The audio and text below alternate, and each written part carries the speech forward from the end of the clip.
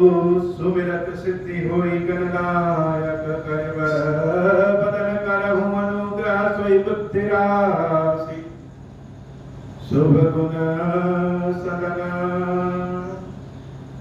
बंदौ गुरु पद पदुम परागा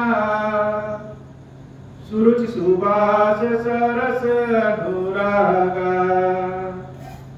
मंगल भवन अमंगल उमा सहित जहि जपत पुरारी सुमिर शिवा शिव पाई पसाऊं बरनऊं राम चरित चित जाऊं पानी ग्रहण जब कीन महेशा यह तब सकल सुरेशा हरि रामचरित सब आए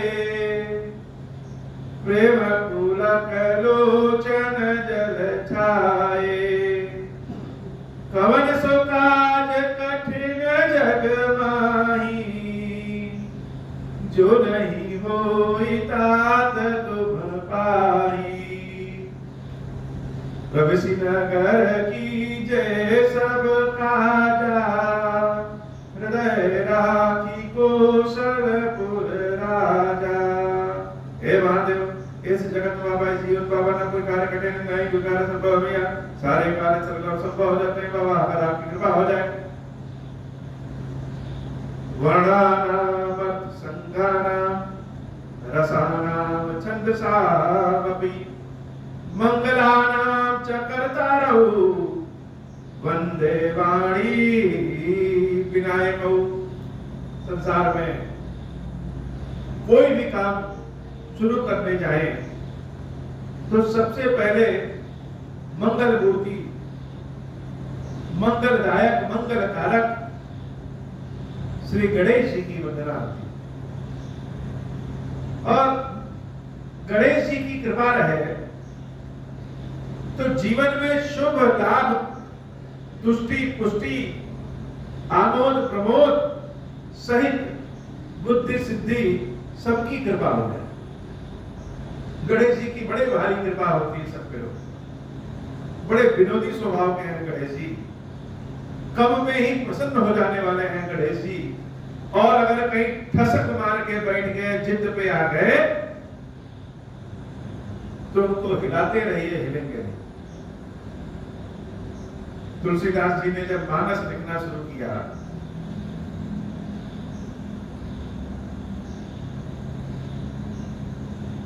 तो सबसे पहले गणेश जी की वंदना। और गणेश जी की वंदना किससे की?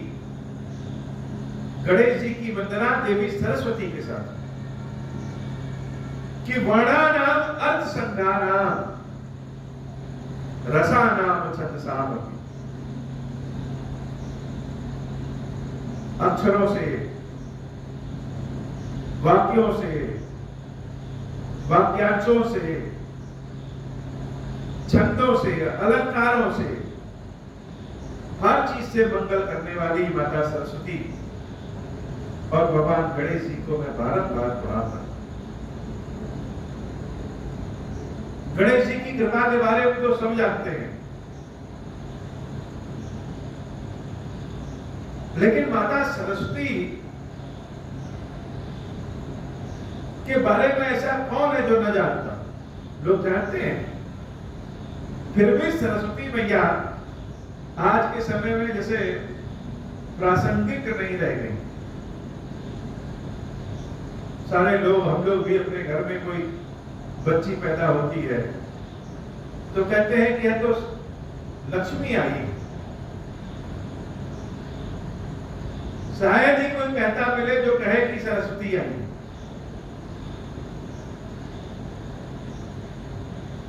क्या सरस्वती श्रेष्ठ नहीं है? सिर्फ लक्ष्मी श्रेष्ठ है।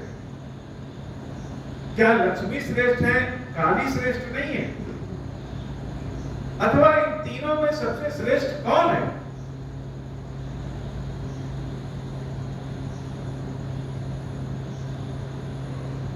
तो सत्य अर्थ यह है,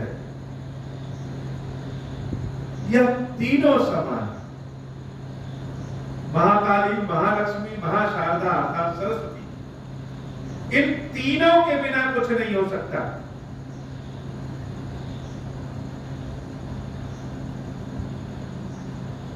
अगर शक्ति नहीं रहेगी तो जीवन ही नहीं बचेगा, और लक्ष्मी नहीं रहेगी तो संसार में कहीं कुछ दिखेगा ही नहीं, और सरस्वती नहीं रहेंगी तो यह दोनों नहीं रहेंगे। बहुत भारी किसी को बीमारी हो, बुखार हो जाए, खांसी हो जाए, तो यह सब किससे ठीक होता है? या एक छोटी सी दवा लेंगे उससे ठीक हो जाएगा, लेकिन दवा किससे बना? दवा तो देवी सरस्वती ने बुद्धि दिया, कृपा दिया, तब बना। और दवा सिर्फ देवी सरस्वती की कृपा करने से नहीं बना, सामर्थ्य रहेगा, सारी सामग्री मिलेगी, अर्थात लक्ष्मी की कृपा हुई है तब बना, और सिर्फ लक्ष्मी की कृपा से नहीं बना। शक्ति ही ना रहे, चलने की ही शक्ति ना रहे, तो कुछ नहीं कर पाएंगे। अर्थात यह संपूर्ण संसार तीनों देवियों की कृपा से चलता है, न कोई कम है और न ही कोई ज्यादा। समय के अनुसार कि किस चीज की आवश्यकता है,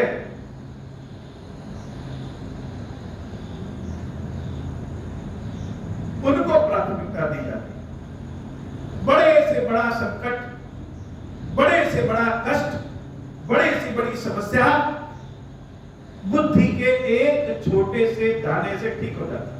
थोड़ी सी बुद्धि लगा दीजिए, ठीक हो जाएगा। यह संसार कलयुग में जो इतने यंत्र संयंत्र मशीन, कल खाने का जो यह युग कलयुग है, ये जहां दिख रहा है, यह देवी सरस्वती की कृपा के बिना संभव है क्या? देवी सरस्वती केवल पुस्तक लिखने में, शास्त्र लिखने में, छंद लिखने में ही कृपा नहीं करती, वैज्ञानिकों के ऊपर शारदा भवानी की विशेष कृपा होती है, तभी वह कुछ ढूंढ सकते हैं। बिना सरस्वती के तो कुछ जैसे संभव ही नहीं। और अपने गणेश जी, यह गणेश जी माताओं के बड़े दुलारे, छोटे होने का भरपूर फायदा उठाते हैं। इनका पेट ऐसे इतना बड़ा नहीं निकल गया है,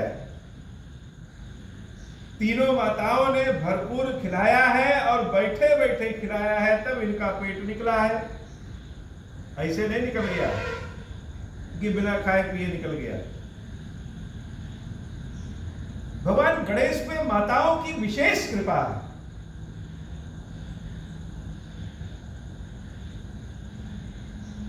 इसीलिए गणेश जी को वरदान है,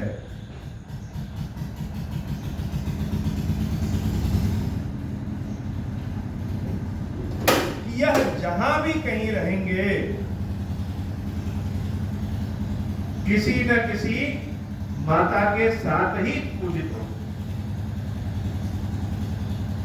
हर यज्ञ अनुष्ठान की पूजा गणेश अंबिका गणेश से होती है, देवी अंबिका की पूजा होती है, गणेश जी की पूजा होती है। शुभ कार्य में, दीपावली के समय देखेंगे, और उद्घाटन में, व्यवसाय में, व्यापार में लक्ष्मी गणेश की पूजा होती है। और तुलसीदास जी ने जब मानस लिखना शुरू किया तो सरस्वती गणेश की पूजा। तो गणेश जी बड़े दुलारे हैं, अपनी माताओं के बड़े दुलारे हैं। और गणेश जी के जो ये गाल लाल लाल हुए रहते हैं, पेट इतना बड़ा बड़ा निकला है, लड्डू खाते हैं, और लड्डू तो केवल प्रसिद्ध है, हर चीज खाते हैं। ये कैसे खाते हैं? यह माताओं के भोजन कराने से खाते हैं। एक जगह बिठा के भोजन कराया, एक जगह बैठे बैठे भोजन किए, इतना सुख दिया, काम धाम कोई नहीं करना पड़ता है, शारीरिक तो खा खा के पेट भारी हो गया। और व्यक्ति जब भरा पूरा रहता है तो बड़ा विनोद प्रिय होता है। गणेश जी बड़े विनोद प्रिय, बड़े बुद्धिमान है, लेकिन बुद्धिमान के साथ अहंकार नहीं। बड़े शक्तिमान है, लेकिन शक्तिमान के साथ अहंकार नहीं। बड़े लक्ष्मीमान है, लेकिन लक्ष्मीमान के साथ अहंकार नहीं। किसी को भी देख लीजिए, सबके जीवन में सब कुछ नहीं होता, लेकिन गणेश जी के पास सब कुछ है।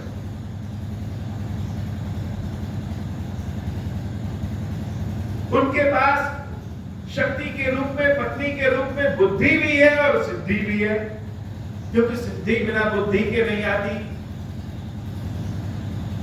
और किसी के पास चाहे कितनी भी बुद्धि हो, अगर सिद्धि ना हो तो कोई नहीं पूछता। कोई फटे कपड़ा पहना हो, बड़े ज्ञान की बात करे तो कोई नहीं जाता उसके पास। तो बुद्धि के साथ सिद्धि और सिद्धि के साथ बुद्धि, दोनों में जब सामंजस्य रहता है तो जीवन आनंदमय होता है। गणेश जी का जीवन आनंदमय।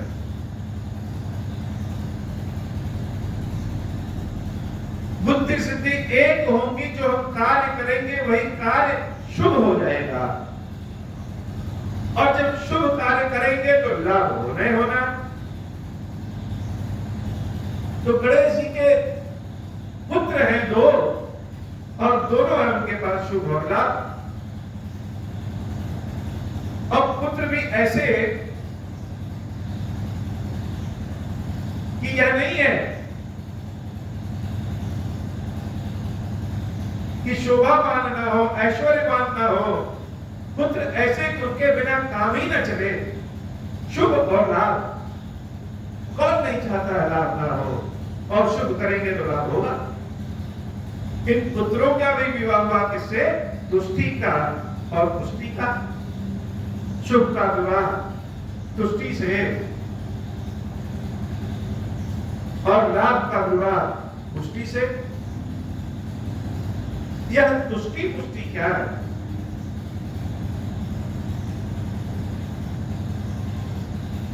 जैसे शरीर हमारा है, लेकिन इस शरीर के सारे अंगों के अपने अपने काम। आंख का काम आंख नहीं कर सकता, हाथ का काम आंख नहीं कर सकती, पैर का काम कान नहीं कर सकता, कान का काम पेट नहीं कर सकता। आवश्यकता तो सबकी है। ऐसे ही गणेश जी के जीवन में सब है। बहुत तुष्टि,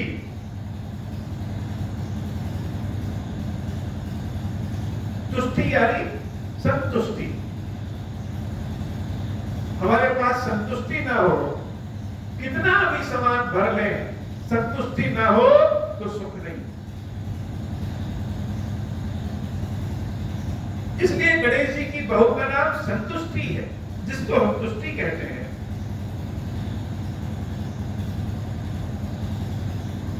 और हम खाने बिना बेचैन है और संतुष्ट हो जाए, वो भी सही नहीं है। तो इतना तो चाहिए कि जीवन चलता रहे, जिसके लिए पुष्टि की आवश्यकता होती है। छोटे बच्चे जब दूध पीते हैं, अनाज खाते हैं, हम कहते हैं उनका हम पोषाहार दे रहे हैं, पुष्टिकरण कर रहे हैं।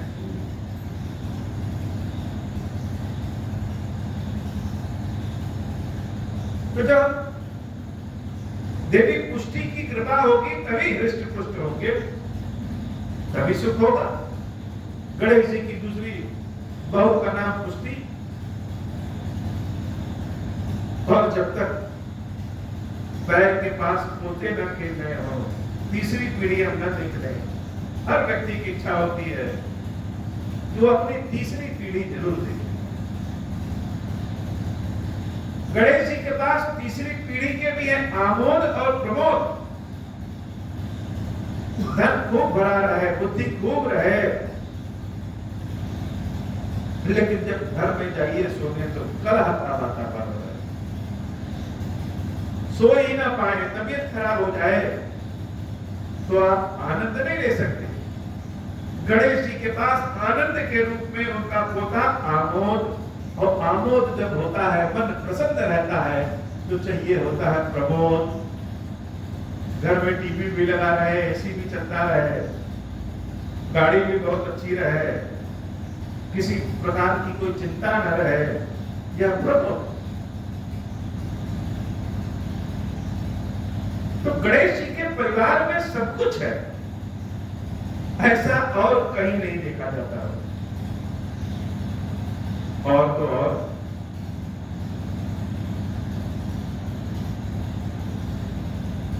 गणेश जी अगर प्रसन्न हो जाए तो व्यक्ति को जीवन में किसी भी चीज की कमी नहीं रहती, सब कुछ प्राप्त हो जाता। तो तुलसीदास जी ने मानस की शुरुआत देवी सरस्वती के साथ गणेश जी की पूजा करके किया है, ऐसा अन्यत्र नहीं देखने को मिलता। मानस अपने आप में अद्भुत है, अनूठा है, हृदय को छू लेने वाला है।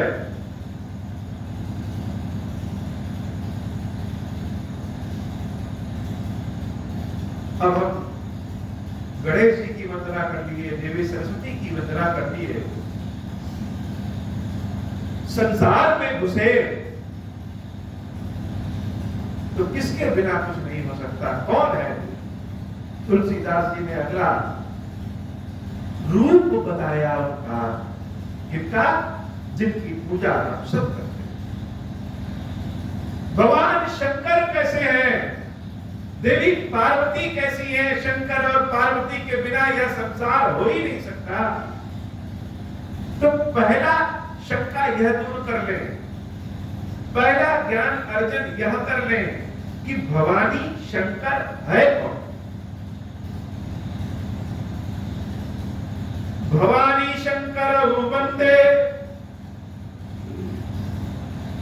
श्रद्धा विश्वास रूपिणौ। कहीं कोई संदेह ही नहीं है, एकदम छोटी सी परिभाषा में संपूर्ण ब्रह्मांड के मालिक, संसार के मालिक भगवान शंकर और पार्वती जी के रूप को बता दिया गया। तुलसीदास जी जैसा कोई हो नहीं सकता। गागर में सागर कहते हैं, कब है? और तुलसीदास जी का संभवतः आज या कल जन्मदिन भी है, संभवतः कल।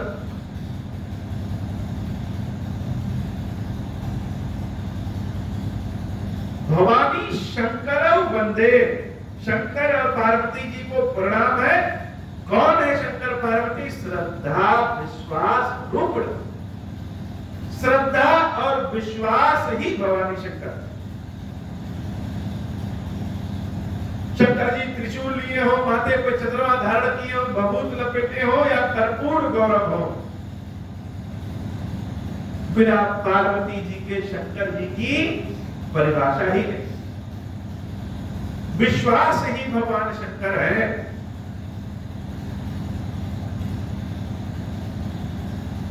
और अगर विश्वास में श्रद्धा न हो तो भक्ति मिल नहीं सकती। संसार में जो कुछ भी दिखता है वह सब देवी पार्वती की कृपा है। भगवान शंकर का जो शरीर दिखता है वह शरीर भी स्वयं देवी पार्वती। इनकी पूजा अकेले हो ही नहीं सकती।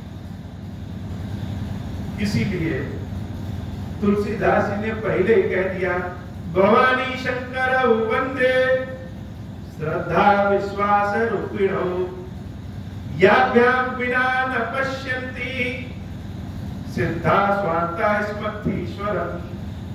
अगर इनकी कृपा नहीं है तो चाहे कोई कितना भी वैज्ञानिक हो, चाहे कोई कितना भी सिद्ध हो, चाहे ऋषि मुनि हो, स्वयं ब्रह्मा जी ही क्यों न हो, अपने अंतःकरण में जो ईश्वर विद्यमान है, जो भगवान है,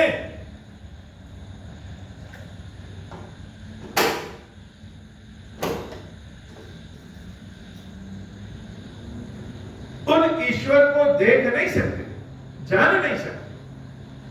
कोई कितना भी बड़ा तो क्यों ना हो, जब तक भवानी शंकर की कृपा नहीं है, ना कुछ जाना जा सकता है, ना कुछ समझा जा सकता है, ना कुछ किया जा सकता। और यही शंकर जी संसार को सरल बनाने के लिए, बुद्धि विद्या का, ज्ञान का प्रवाह फैलाने के लिए गुरु के रूप में अवतार धारण करते। गुरु जैसे स्वयं शंकर हो, गुरु और शंकर में कोई अंतर नहीं समझना चाहिए, गुरु और नारायण में कोई अंतर नहीं समझना चाहिए। वंदे बोधमय नित्यम, जो नित्य बोध दिलाता हो, जो नित्य हर चीज की पहचान कराता हो, जो नित्य ज्ञान से स्नान करवाता हो, वह कौन है? गुरु शंकर रूपिण। गुरु स्वयं साक्षात भगवान शंकर ही मानो। हम जिसको गुरु बना रहे हैं, हो सकता है वो बहुत ज्यादा ना जाने, लेकिन जिसको गुरु बनाने हैं, हमारे लिए वही भगवान शंकर स्वरूप। आजकल तो समाज में एक नई प्रथा चली है जिसको कहते हैं ट्रोलिंग, ट्रोल करने की प्रथा। ट्रोल करने का मतलब किसी के ऊपर सामाजिक रूप से व्यंग कसना, व्यक्तिगत रूप से व्यंग कसना, उसको नीचा दिखाना, अपने आप को श्रेष्ठ दिखाना। अगर किसी को पत्थर उठा के मारना है, किसी के ऊपर थूकना है, तो थूकने वाला या मारने वाला को जरूरी नहीं कि बहुत बुद्धिमान है या बहुत शक्तिशाली, वह तो किसी को मार दे। पागलों का काम क्या है?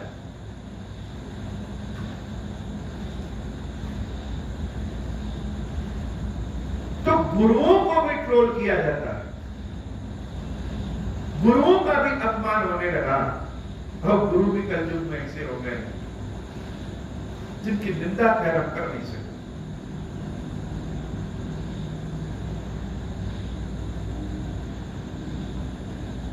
सबके अंदर एक आदत होती है कि जब किसी इष्ट की पूजा करते हैं, किसी से जुड़ते हैं, किसी अपने इष्ट के प्रति जब निष्ठा रखते हैं, तो उनसे बड़ा लगाव हो जाता है। और यह लगाव धीरे धीरे इतना बढ़ जाता है कि उस लगाव के कारण हम किसी दूसरे को देख नहीं सकते। तो सनातन धर्म में जो भगवान शंकर की पूजा करते हैं उनको शैव कहते हैं, और जो भगवान विष्णु की पूजा करते हैं उनको वैष्णव कहते हैं।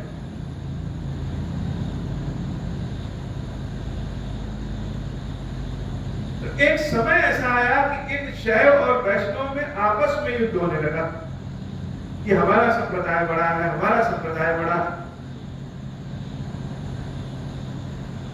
तब साक्षात भगवान शंकर ही जैसे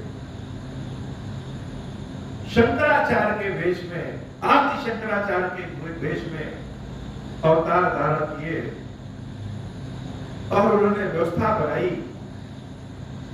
उन्होंने लोगों को बताया कि जो वैष्णव है वही शैव है, और जो शैव है वही वैष्णव। 5 देवताओं की पूजा करने की पद्धति बनाई।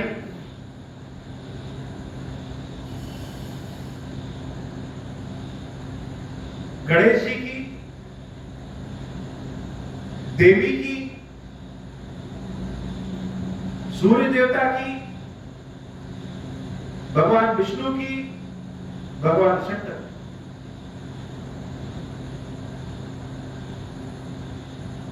पंचायतन देवता कहते हैं 5 देवताओं की पूजा हर सनातनी को, हर हिंदू धर्म वालों को करना चाहिए।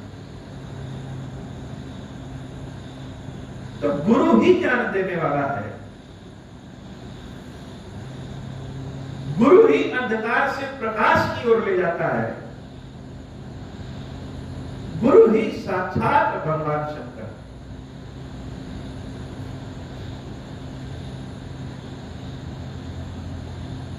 वंदे बोधमयं नित्यं गुरुं शंकर रूपिणीं यमाश्रितो हि वक्रोऽपि चंद्रा सर्वत्र वंदते। गुरु कैसे हैं? गुरु ऐसे हैं कि भगवान शंकर के पास जब आड़ा तिरछा टेढ़ा मेढ़ा कलंकित चंद्रमा भी पहुंचा, वह भी पूजनीय हो गया। तो गुरु तो ऐसे हैं कि एकदम से बेकार व्यक्ति को भी ठोक बजा करके वंदनीय पूजनीय बना देते हैं। चंद्र सर्वत्र वंदते, हर जगह चंद्रमा की पूजा होती है। कैसे? तब जब भगवान शंकर ने उनको अपने माथे पे धारण कर लिया, जब गुरु ने उनको माथे पे धारण कर लिया, तो वह चंद्रमा हर जगह वंदनीय हो गया।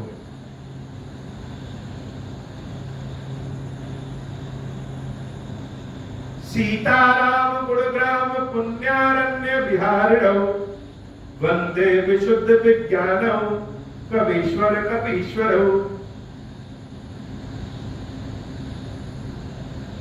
उसके बाद वाल्मीकि जी की वंदना है। आदि कवि, प्रथम कवि वाल्मीकि जी की कितनी प्रशंसा किया जाए। कब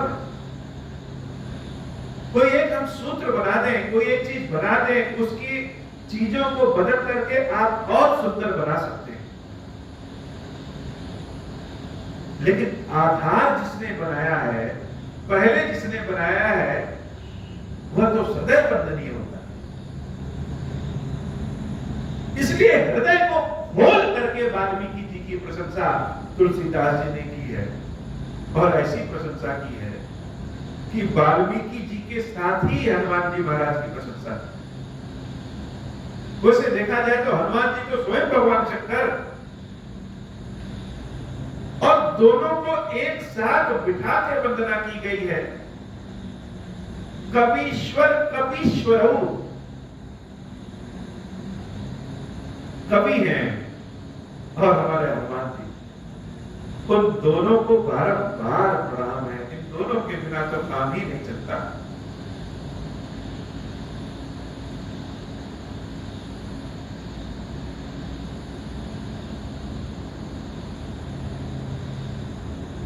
उद्वस्थि स्थिति संहार कारिणी क्लेश हारिणी, जो क्लेश का हरण कर दे, जो संसार को उत्पन्न करने वाली, पालन करने वाली, संहार करने वाली है। कौन है? सर्वश्रेष्ठ करीम सीता न तो हम राम वल्लभा, जो राम जी की प्रिया है, उन देवी सीता को हम बारंबार प्रणाम,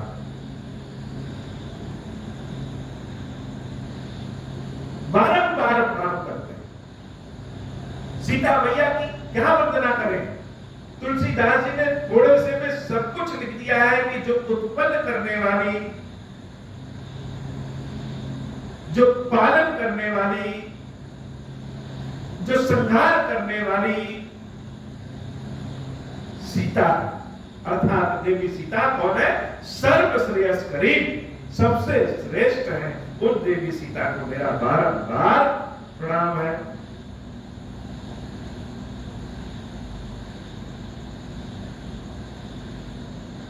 हे बाबा, आज से बालकांड श्री रामचरितमानस का शुरू हो रहा है, और कृपा करिए कि पूरी रामचरितमानस की कथा आपको सुना सके। आज की कथा इतनी ही।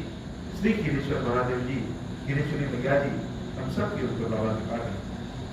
अब हो प्रसन्न प्रभु मोह पर नाथ दीन परनेहु निज पद भगति देहु प्रभु पुनि दूसर बर देहु तब मायावश जीव जड़ संतत फिरहि भुलारा हम पर क्रोध न करिय प्रभु कृपा सिंधु भगवान शंकर दीन दयाल अब हम पर हो कृपाल साप अनुग्रह होई जहि विधि नाथ थोर हितारा दीन दयाल विरुद्ध संभारी हरहु नाथ मम संकट भारी जय विधि होई नाथ हित मोरा करहु सुबेगी जानि दास मैं तोरा राम राज बैठे त्रैलोका हर्षित भय गए सब शोका जे सकाम नर सुनहि जगावे